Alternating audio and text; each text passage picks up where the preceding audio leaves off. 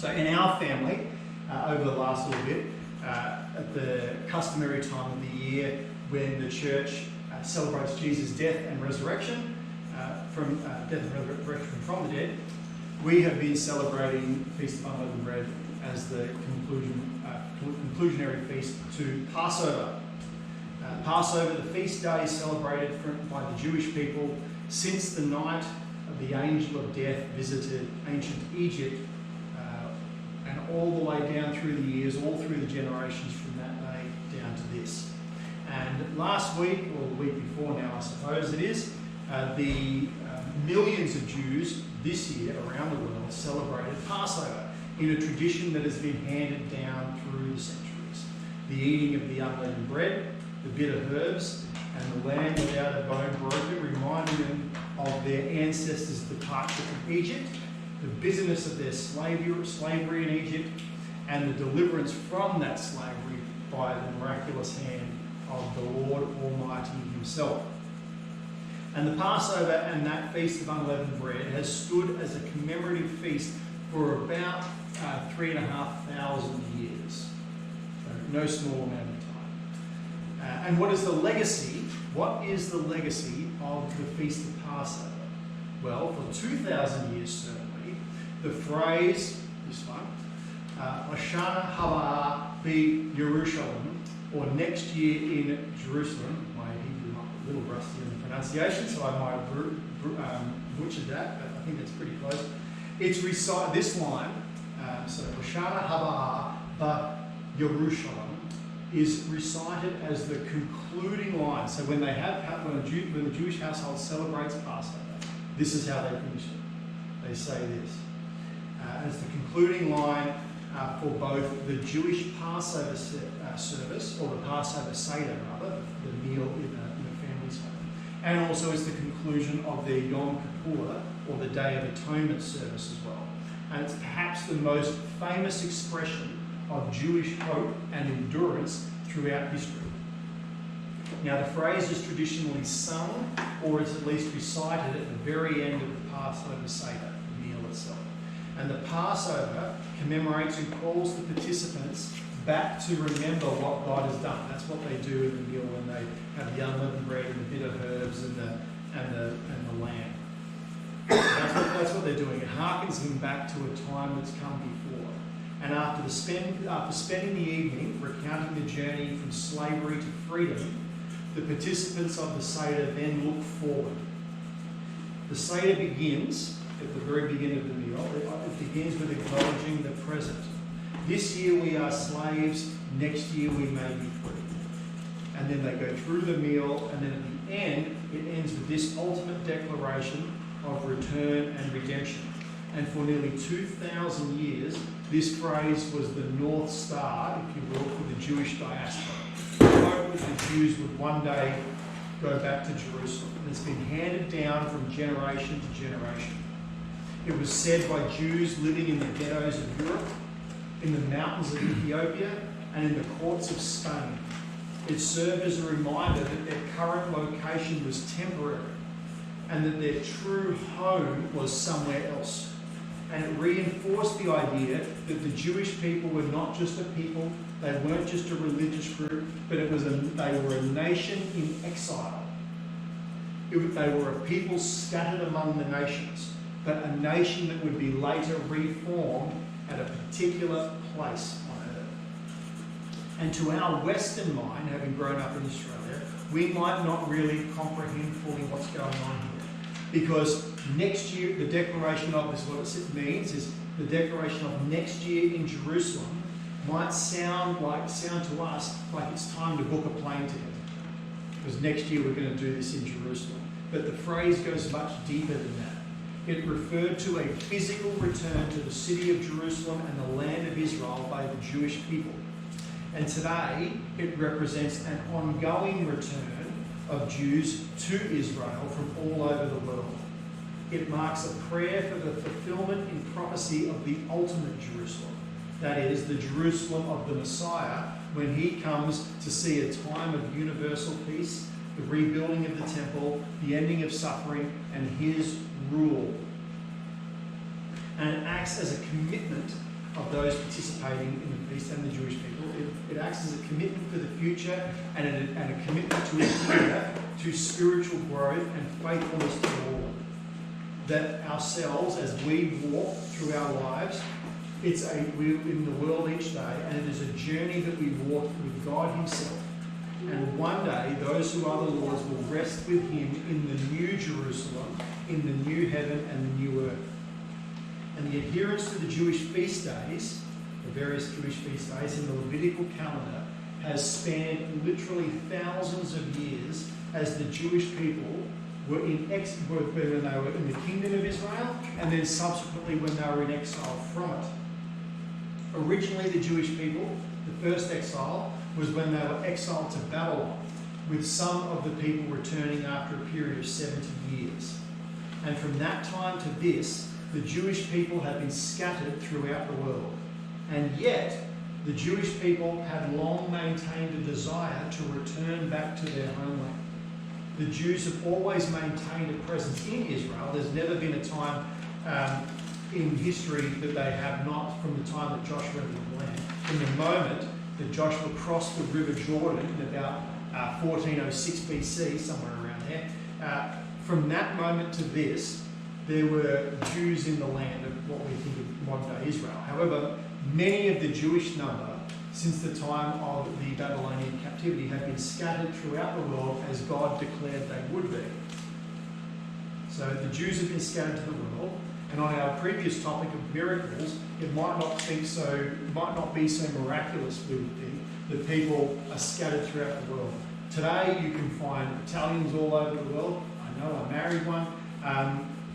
Greeks, Arabs, South Americans, Africans, people have migrated along throughout, particularly in the modern era of increased and safer travel. There are people of ethnicities all over the world. So the fact that the Jews have been scattered isn't a miraculous thing. That seems to be fairly true of all races.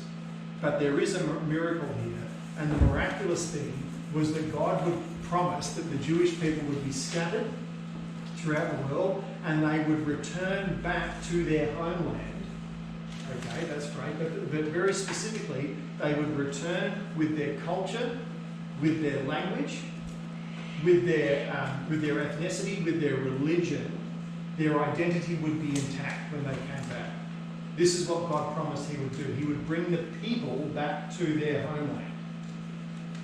And in no small way, the Jewish people's desire to return to their land, their willingness to hold by that promise, to believe that that was in their future, that saw them keep their practices, maintain their language, and that by their declaration of their return to Jerusalem every single year for 20 centuries, the memory of their homeland remained a core part of their cultural DNA, making their eventual return in about 1947 feel like a natural homecoming. It felt like they were coming back rather than an arrival in a new place or a new location.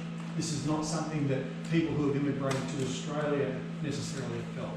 If someone from overseas moves to Australia, you're in a foreign land and a foreign place.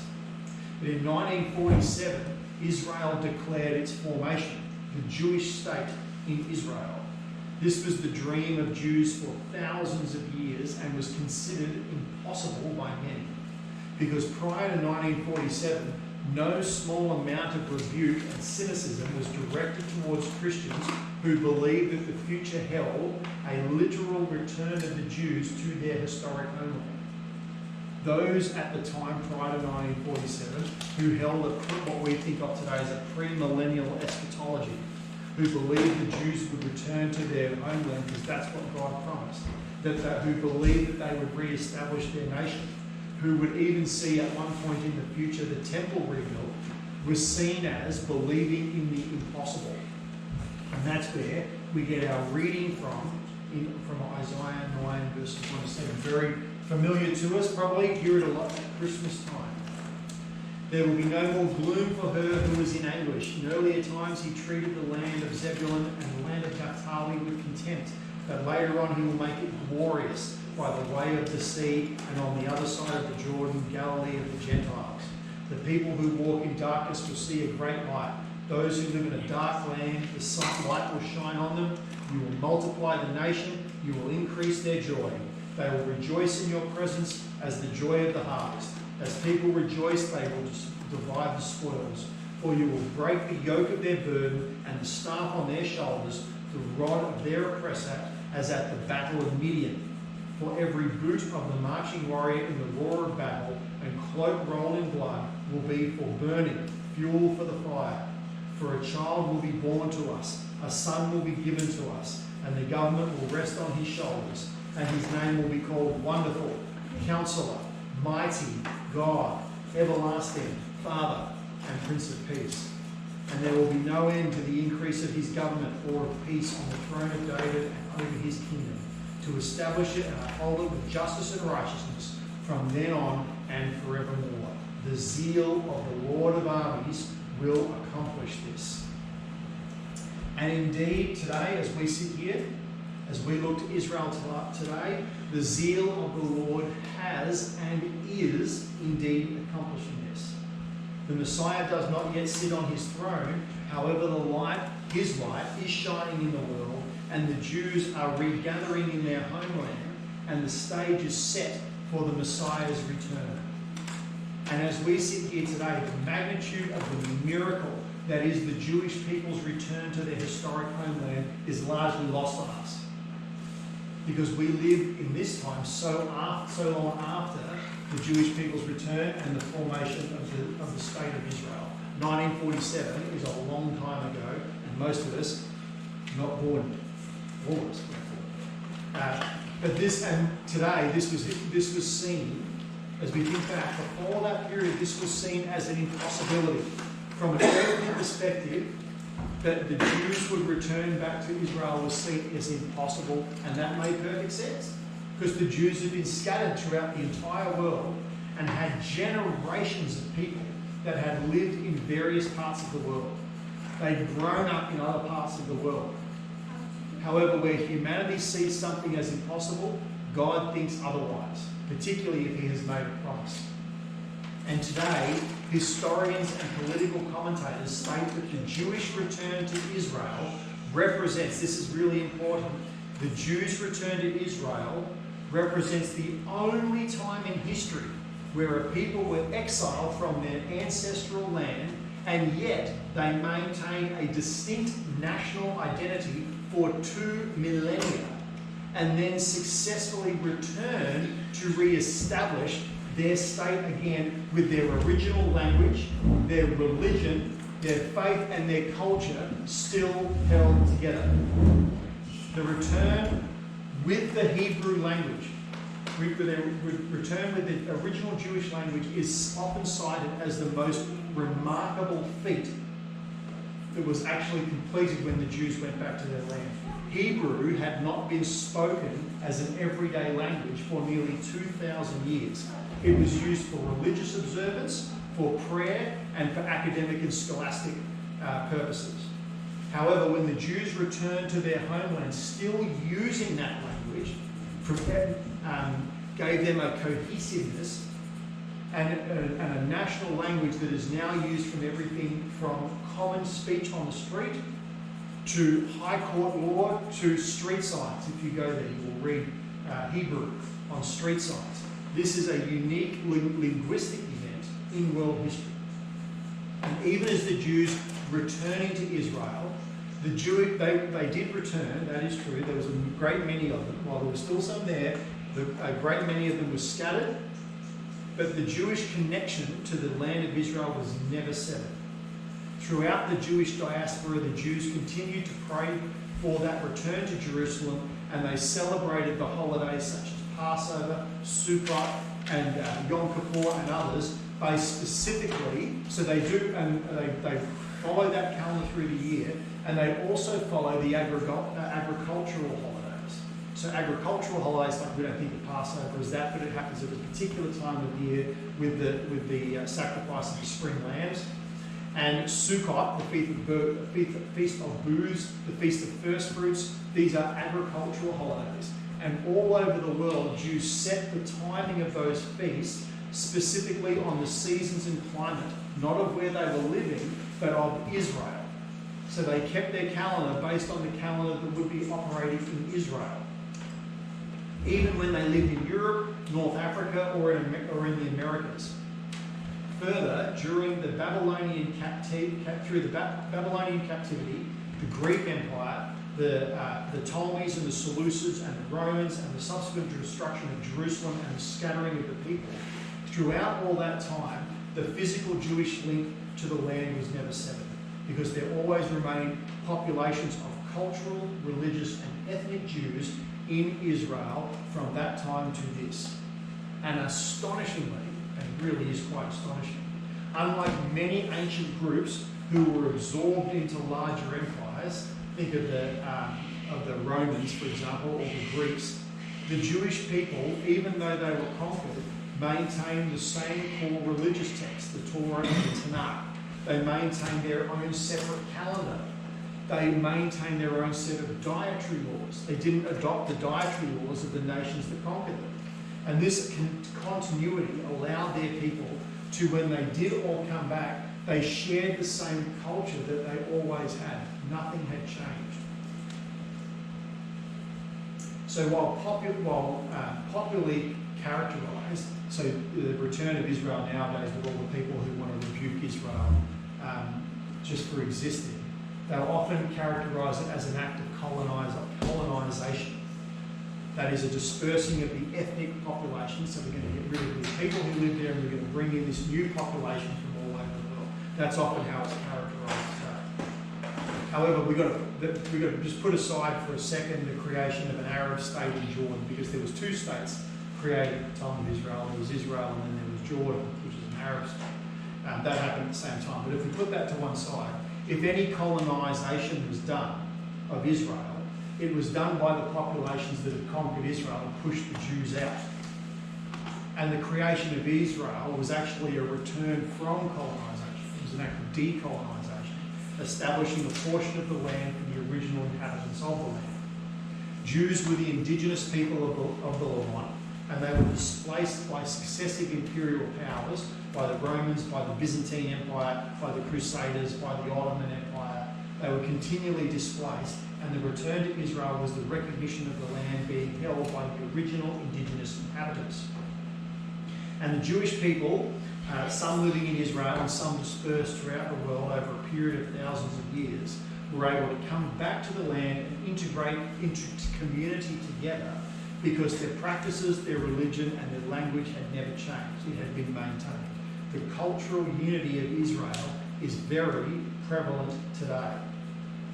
So I better start the message, because this is what we're talking about. With regard to the topic of Passover, the observances and practices that saw a people return to the land with their people distinct and intact, that work wasn't just done up until 1947, it continues today.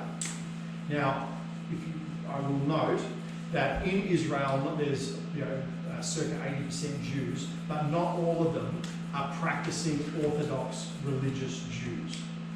Okay? Now, it's noted that not all Jews are practicing Orthodox Jews today in Israel, but regardless of that, observance in Passover in Israel far exceeds the percentage of people who identify as religious. Passover is widely recognised as the most celebrated Jewish holiday in the country, functioning both as a religious rite and a major national, family and cultural event. Surveys in Israel consistently show that 93 to 97%, that's a massive percentage, 93 to 97% of Israeli Jews participate in a Passover Seder each year. Importantly, so that's great, but importantly, this includes those who advise that they're Hiloni or totally secular. They're not religiously practicing Jews. Over 90% of those attend and participate in a Passover Seder each year. And this is not merely attendance at a dinner on Passover evening, with 64% of Israeli Jews report reading the entire Haggadah, which is the text written recited during the Seder, while others may read an abbreviated version or focus primarily on the meal and the family songs that are sung. Also, 70% of the Jewish population of Israel reports keeping kosher for Passover. So that's kind of like the Catholics not eating meat during Lent. But 70% of the Jewish population keep kosher for Passover, and to some degree avoiding chametz or leavened bread during the time, illustrating that even many secular Israelis change their diet for Passover out of tradition or respect for the family and household that they're in. Overall, only about 1/3 of Israeli Jews are strictly religious by Orthodox standards. So 1/3 of the population, Orthodox. However, almost the entire Jewish population, about 97%, observe Passover, celebrates Passover. This is how the Jewish nation, how the Jewish people have been able to maintain their faith and practices for 3,500 years. They basically all do it. And when considering this remarkable reality in Israel, Western commentators will often compare. They'll say, okay, well, we've got Israel and they all celebrate Passover, and they'll often compare that to events like Christmas or Easter in Australia. In Israel, approximately 1/3 of Israeli Jews are Orthodox religious Jews, and yet 97% of Jews celebrate Passover. Okay? 1/3 Orthodox religious Jews, 97% follow Passover. In Australia, 44% of Australians identify as Christian, okay? And 22%, only 22, will attend a Christmas service. At Easter, roughly only 16% of Australians will attend the service. That means, as a percentage, only roughly about half of the amount of Australians that identify as Christian attend a Christmas service, and a touch over 1/3 of Australians who would declare themselves to be Christian would attend a Easter service. In our current secular culture, we might think of this as pretty unsurprising. But if we actually have a look at our society, this is very surprising, because there are no small amount of pundits, even today, who will declare that Australia is a Christian nation, or at least saw its founding heavily influenced by Christianity. And today, our longest in terms of duration, national holidays are Christmas and Easter. They're our longest national annual holidays. Everybody gets days off for both of these events, multiple days. Almost every church in Australia is open and active on these days, and participation in these events are available to anyone and everybody who wants to attend. And yet our participation in this nation of these events are falling. And people may do something, or they might go away for Christmas, but wherever they're going and whatever they're doing, it is not involving or including Jesus Christ. And it is not like all of our national holidays or events. It's not like, oh, well, that's true of every national event. Everything's kind of declining. It's not true. It's actually cited in society that since the 2023 Women's Soccer World Cup, significant sport dates have been described as transitioning into pseudo-national holidays with almost national level of observance. Lunar New Year is now being described as Australia's third largest national event after Christmas and Anzac Day, especially in metro areas. In February 2026, February 2026, Sydney Airport recorded over 600,000 passengers from Greater China alone during the festival period. And beyond Chinatown districts and major retail hubs like Chadstone or something in Sydney, this is now considered, that's Lunar New Year, is now considered peak shopping season on par with Boxing Day. That's how much of a retail event it is. Events like dragon boat races and light installations in suburban city in places like Burwood, Chatswood or Hurstville are seeing attendance grow by over 100% in the last 5 years alone. In other celebrations, what started as March 21's Harmony Day has now expanded into Harmony Week and has become what is described by many as the primary secular alternative to religious celebrations in Australian schools. Observance typically involves students being asked to come to school wearing orange and holding communal lunches, and participation rates among school-aged children in Harmony Day and Harmony Week activities is nearing 90% nationwide. Almost all. And as Nietzsche correctly posited in the parable of the madman, that as society dispenses with their religious festivals that honour God, it's not that we stop observing all events, it's that we replace religious events that are oriented towards the Lord, we replace them with religious events that are focused towards the world. But why did all this happen? Sorry, Jeremiah 10. This is what the Lord says. Do not learn the way of the nations, and do not be terrified by the signs of the heavens, although the nations are terrified by them. For the custom of the peoples are futile, for it is wood cut from the forest, the work of the hands of the craftsman with a cutting tool. They decorate the idol with silver and gold, and they fasten it with nails and hammers, so that it will not totter. They are like a scarecrow in a cucumber field, and they cannot speak, they must be carried, because they cannot walk. Do not fear them, for they can do no harm, nor can they do any good.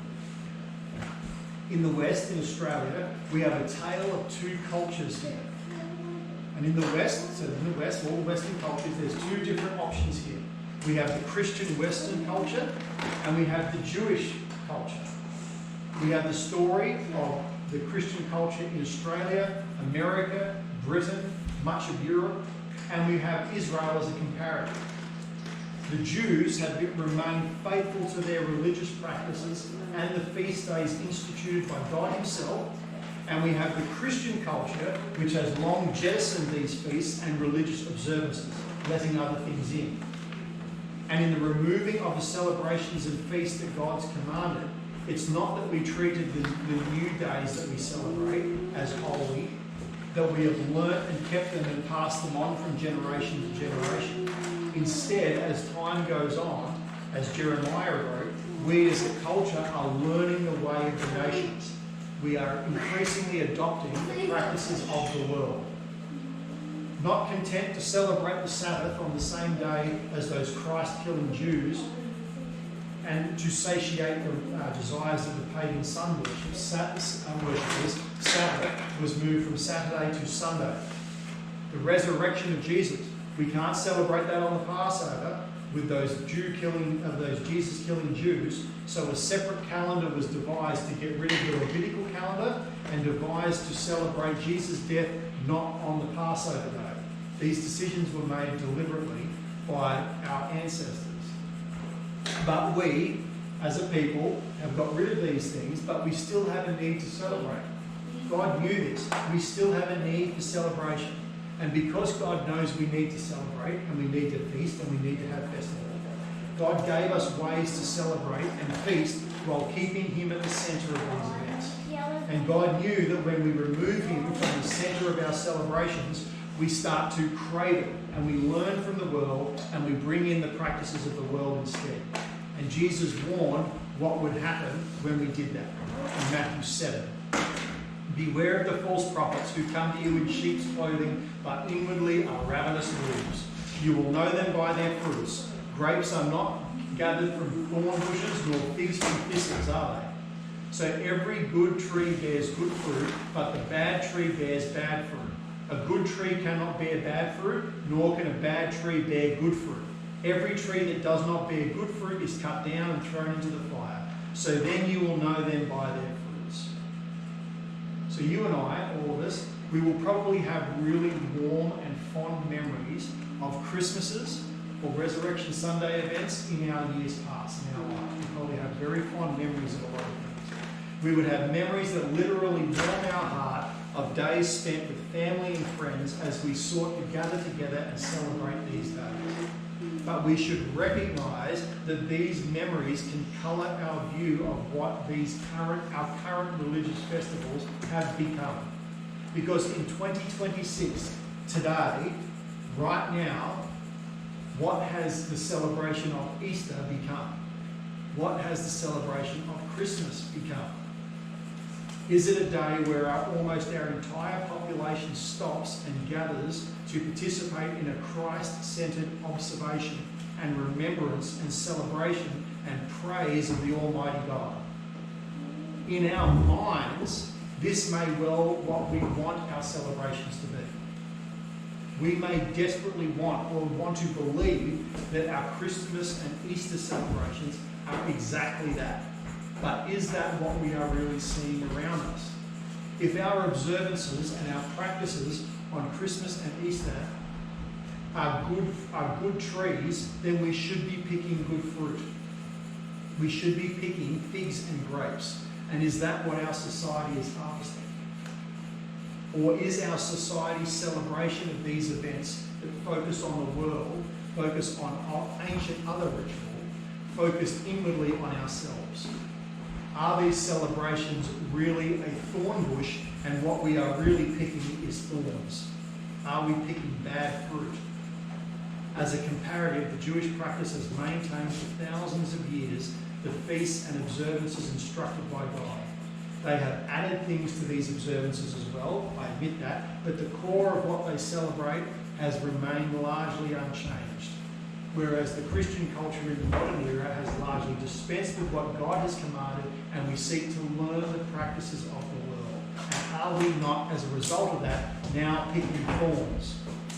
97% of Jews, religious and non-religious in Israel, celebrate the Passover, but only 22% of Australians will come and celebrate Christmas. Each week in Israel, over 70% of Jewish Israelis, including secular ones, hold a traditional Friday night Shabbat dinner, often with Kiddush blessings, whereas only 5% of Australians attend weekly church service. Is it not clear that in our culture and in our practice, we are trying to pick figs from thorn bushes? If Australians were dispersed from this land throughout the world by war, famine, flood or drought, would we be able to maintain our culture, religious practices and observances and language and return back to Australia after 2,000 years? Or would we do what we are already doing and seek to learn from the world, adopt the world's practices and lose our shared beliefs, our faith and our trust in God as we look to continue to adopt what the world offers us? Would we share the fate of the Hittites, the Philistines, the Canaanites and others who ultimately were conquered or dispersed and do not exist any longer? The approach we are taking has not served our nation or ourselves well, and we might face our country completely losing our faith in the future, losing our religious practices, our culture and language, not by exile. We might not be conquered or exiled, but we may find ourselves and our beliefs extinct just because we continue to adopt the ways of the world. We need to keep God at the centre of everything we do. That was the purpose of the Levitical feasts and the Levitical festivals. And yes, the Jews have not kept God's instructions perfectly, and neither have we. That is true. And yes, non-Messianic Jews, non-Messianic Orthodox Jews, they suffer today, even in their good practice, they suffer in the area that they do not recognise Jesus as Lord and Messiah. That is true, and we should take every opportunity to witness to them, to give them the good news of Jesus. But they have been able to hold their culture and their faith together far better than we have been able to. And they continue to do that today. And we should also recognise that our pursuit after the world takes our focus and is taking our focus away from God. If we do not keep God at the centre of all we do, then the world will be at the centre of all we do. And so it should not be surprising to see that our world continue to flood in and dominate the so-called Christian holidays on our calendar, such that we cannot see Christ in them any longer. The Jews have a defence against this that we have long forgotten. They seek to maintain their practices commensurate with the instruction of God's will. We are not doing this, and we have filled our religious holidays with not things that God tells us to do, but things that the world tells us to do. And the fruit we are picking is not good. We think we are picking grapes and figs, but tragically we are picking thorns.